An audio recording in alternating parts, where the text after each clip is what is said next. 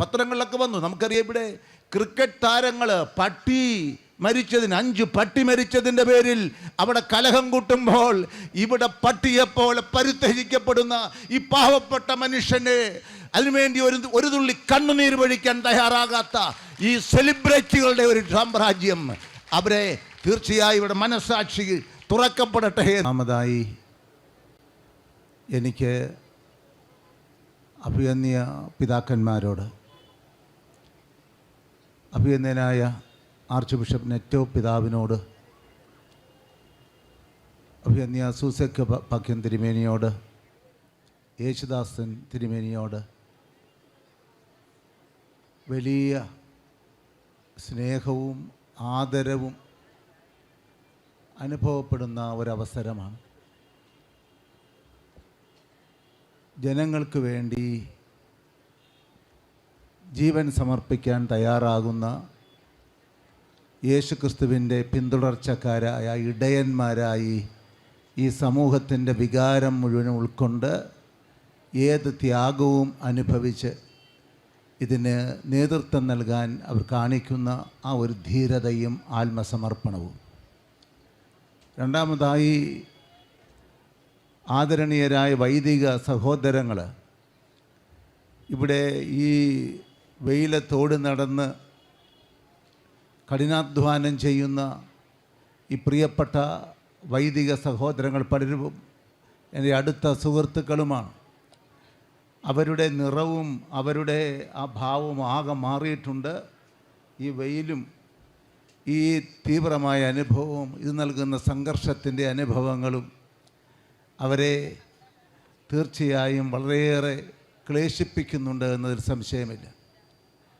ഇതാണ് ഈ സമരം നൽകുന്ന ഒന്നാമത്തെ പാഠമെന്ന് ഞാൻ വിചാരിക്കുകയാണ്. ഒരു നേതൃത്വത്തിൻ്റെ ശൈലി എന്ന് പറയുന്നത് അത് ജനാധിപത്യ സംവിധാനത്തിലായാലും ജനസമൂഹത്തിൻ്റെ നന്മയ്ക്ക് വേണ്ടി ജീവൻ സമർപ്പിക്കാൻ തയ്യാറാകുന്ന ആ ഒരു ഭരണ സംവിധാനം സ്വപ്നം കണ്ടുകൊണ്ടാണ് ജനാധിപത്യത്തിന് വേണ്ടി നാം ഓരോരുത്തരും നിലനിൽക്കുന്നത്. രണ്ടാമതായി ഞാനിവിടെ സൂചിപ്പിക്കുന്നത്, പ്രിയപ്പെട്ടവരെ, നമ്മളാരും കുടിയേറ്റക്കാരല്ല. നാം ഇവിടെ പിറന്നു വീണവരാണ്. പിറന്നു വീണ മണ്ണ് സംരക്ഷിക്കാൻ വേണ്ടിയുള്ള നീതിപൂർവമായ ഒരു പോരാട്ടത്തിലാണ് നാം തെരഞ്ഞെടുത്ത പ്രതിനിധികൾ തന്നെ, അധികാരികൾ തന്നെ, ഇതുവരെയും നിങ്ങൾ സ്വന്തമെന്ന് നിങ്ങൾ കരുതിയിരുന്ന നിങ്ങളുടെ തീരങ്ങളും ഈ കടലും ഈ വീടും വിട്ടിറങ്ങണം എന്ന് കൽപ്പിക്കുമ്പോൾ അതിനെതിരെ സാധിക്കില്ല എന്ന് കൽപ്പിക്കാനുള്ള അവകാശമാണ് ഈ ജനസമൂഹത്തിനുള്ളത്. അതാണ് നാം ഉപയോഗിച്ചു കൊണ്ടിരിക്കുന്നത്. ഇവിടെ പ്രകടമാകുന്ന ധീരത, ധൈര്യം, പല സമരങ്ങളും പരാജയപ്പെടുന്നത് നാം ഭീരുക്കളാകുന്നു എന്നുള്ളത് കൊണ്ടാണ്. ആ ഭീരുത്വത്തിന് അടിസ്ഥാനം മറ്റു പല കാരണങ്ങളുമാവാം. എന്നാൽ ഇവിടെ നമുക്ക് അളമുട്ടി നിൽക്കുമ്പോൾ നാം നിൽക്കുന്ന മണ്ണ് ഒലിച്ചു പോകുന്ന ഒരവസരമുണ്ടാകുമ്പോൾ നമുക്ക് ധീരതയോടെ പിടിച്ചു നിൽക്കാതിരിക്കുക സാധ്യമല്ല. ആ ഒരു ധൈര്യമാണ് നമ്മെ ഒന്നിപ്പിക്കുന്നത്. ആ ധീരതയ്ക്ക് മുമ്പിലാണ് ഈ അധികാരവർഗം പരാജയപ്പെടാൻ പോകുന്നത്. ഈ ധീരതയാണ് ഈ നീതിബോധം മറ്റുള്ളവരിൽ ഉണർത്താൻ ഇടയായിത്തീരുന്നത് എന്നതിൽ യാതൊരു സംശയമില്ല. നമുക്കാർക്കും ഈ കക്ഷി രാഷ്ട്രീയമില്ല. ഈ സമരവുമായി ബന്ധപ്പെട്ട് കക്ഷി രാഷ്ട്രീയമില്ല. പക്ഷേ നമുക്ക് രാഷ്ട്രീയമുണ്ട്. ആ രാഷ്ട്രീയം ഈ രാഷ്ട്രത്തെ സംബന്ധിച്ചുള്ളതാണ്. ഈ രാഷ്ട്ര നിർമ്മാണത്തെ സംബന്ധിച്ചാണ്. ഇന്നുകളെയും നാളുകളെയും സംബന്ധിച്ചുള്ള ആ ഒരു സ്വപ്നമാണ്. ഇവിടെ കടലോരമില്ലാത്ത ഒരു തലമുറ ഇവിടെ നമ്മുടെ പിന്തുടർച്ചക്കാരായി പിറന്നു വീഴാൻ ഇടയാവരുത് എന്നുള്ളത് കൊണ്ട് ഇന്ന് ഈ കടലോരം വേണ്ടെന്ന് വയ്ക്കാൻ നമുക്കെന്താണ് അവകാശം? ഇവിടെ പിറന്നു വീഴാൻ പോകുന്ന മക്കളുടെ അവകാശമാണ് ഈ കടലും ഈ മണ്ണും എന്നുള്ളത് കൊണ്ട് നമുക്കാർക്കും വിട്ടുവീഴ്ച ചെയ്തുകൊണ്ട് അതിനെ അടിയറ വയ്ക്കുക സാധ്യമല്ല. നാം ഓർമ്മിക്കേണ്ട ഒരു കാര്യമുണ്ട്. ഇവിടെ നാം പുലർത്തുന്ന ഒരു സമീപനം വികസന വിരോധികളെന്ന് മുദ്രകുത്തി നമ്മുടെ ആത്മധൈര്യം നഷ്ടപ്പെടുത്താനും ഈ സമൂഹത്തിൽ നമ്മെ ഒറ്റപ്പെടുത്താനുമുള്ള പരിശ്രമമുണ്ടായി. എന്താണ് വികസനം എന്ന് പറയുന്നത്? മനുഷ്യ വിഭവത്തെ ചൂഷണം ചെയ്യാൻ സാധിക്കാത്ത ഒരു വികസനത്തെ സംബന്ധിച്ച് നമുക്ക് എന്താണ് പറയാനുള്ളത്? മനുഷ്യർ പോകുക, യന്ത്രങ്ങൾ മതി എന്ന് പറയുന്നിടത്ത് അതാണ്. മനുഷ്യർ വേണ്ട. എന്തിനു വേണ്ടിയാണ് ഈ വികസന പ്രവർത്തനങ്ങൾ?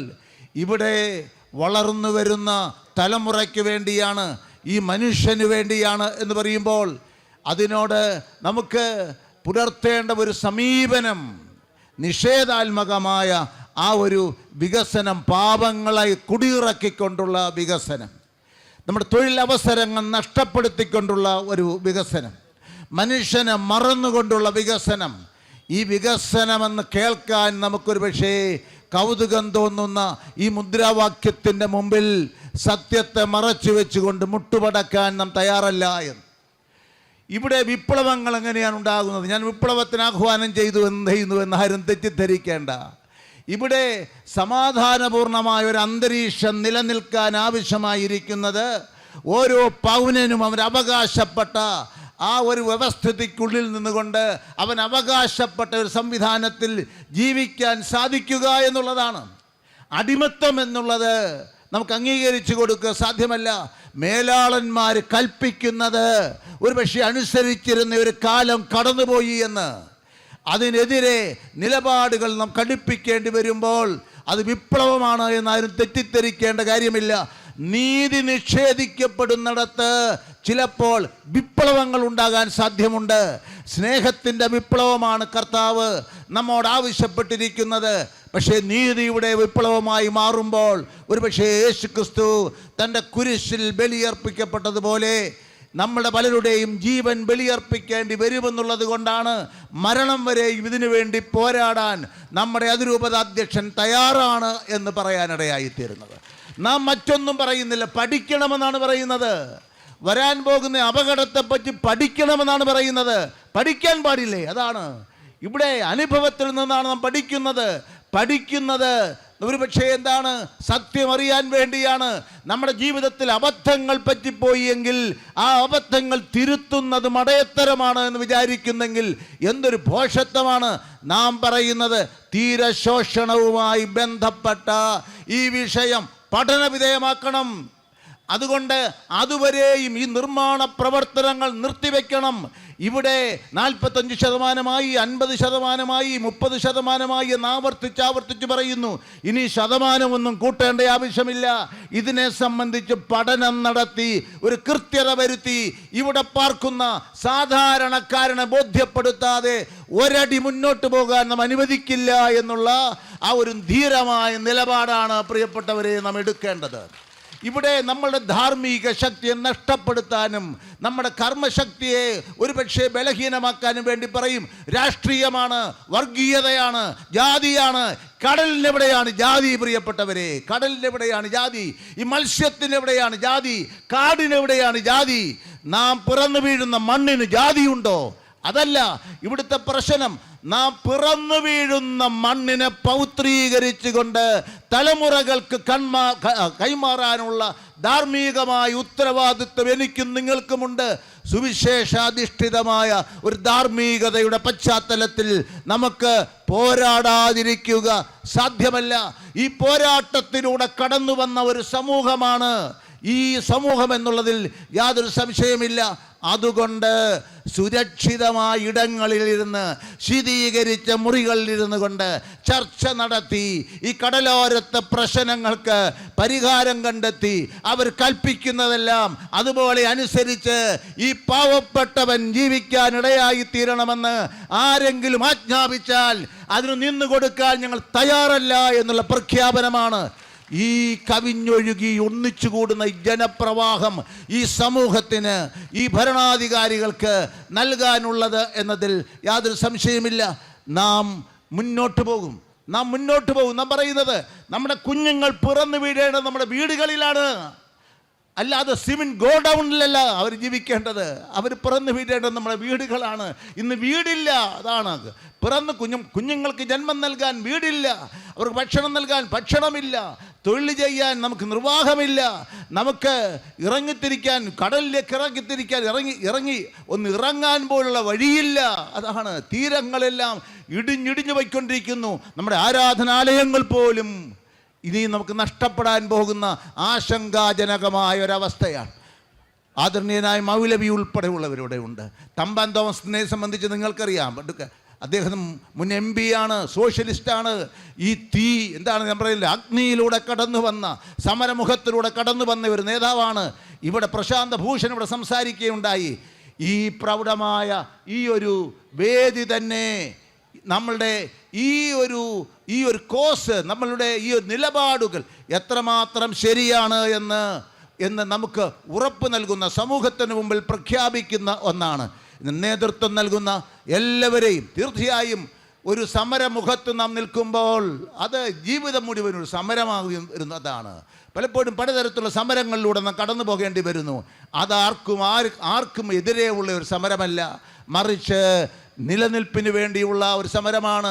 നീതിക്ക് വേണ്ടിയുള്ള സമരത്തിന് മുമ്പിൽ മുട്ടുമടക്കിക്കൊണ്ട് ഭീരുക്കളായി ജീവിച്ച് നമുക്കാർക്കും പരലോകം ലഭിക്കുമെന്ന് ആരും വിചാരിക്കേണ്ടതില്ല. ഈ അവസരത്തിൽ ഞങ്ങൾ എല്ലാവരുടെയും വലിയ പിന്തുണ കേരള കത്തോലിക്ക സഭയുടെ മാത്രമല്ല, പ്രിയപ്പെട്ടവരെ, മലങ്കര കത്തോലിക്ക സഭ അംഗമെന്നുള്ള നിലയിൽ കൂടിയാണ് ഇവിടെ വന്നിരിക്കുന്നത്. ഇവിടെ പൊതുസമൂഹത്തിൻ്റെ, നീതിബോധമുള്ള പൊതുസമൂഹത്തിൻ്റെ വലിയൊരു പിൻബലം ഉണ്ട് എന്നതിൽ യാതൊരു സംശയവുമില്ല. മാധ്യമ സുഹൃത്തുക്കളുണ്ട്, അതുപോലെ തന്നെ സാംസ്കാരിക നായകരുണ്ട്. ഇവിടെ പത്രങ്ങളിലൊക്കെ വന്നു, നമുക്കറിയാം, ഇവിടെ ക്രിക്കറ്റ് താരങ്ങൾ മരിച്ചതിന് 5 പട്ടി മരിച്ചതിൻ്റെ പേരിൽ അവിടെ കലഹം കൂട്ടുമ്പോൾ ഇവിടെ പട്ടിയെപ്പോലെ പരിത്യജിക്കപ്പെടുന്ന ഈ പാവപ്പെട്ട മനുഷ്യനെ, അതിനുവേണ്ടി ഒരു തുള്ളി കണ്ണുനീര് വഴിക്കാൻ തയ്യാറാകാത്ത ഈ സെലിബ്രിറ്റികളുടെ ഒരു സാമ്രാജ്യം, അവരെ തീർച്ചയായും ഇവിടെ മനസ്സാക്ഷി തുറക്കപ്പെടട്ടെ എന്നീ അവസരത്തിൽ ആത്മാർത്ഥമായി പ്രാർത്ഥിച്ചുകൊണ്ട് നിങ്ങളെല്ലാവരെയും ഹൃദയപൂർവ്വം അഭിവാദനം ചെയ്തുകൊണ്ട് ഈ നീതിയുടെ പോരാട്ടത്തിൽ തീർച്ചയായും ധാർമ്മിക ബോധമുള്ള അനേകരുടെ പിൻബലം ഇനിയും അത് വർദ്ധിച്ചുകൊണ്ടേയിരിക്കും എന്ന് ഉറപ്പ് നൽകിക്കൊണ്ട് ഞാൻ വാക്കുകൾ അവസാനിപ്പിക്കുന്നു.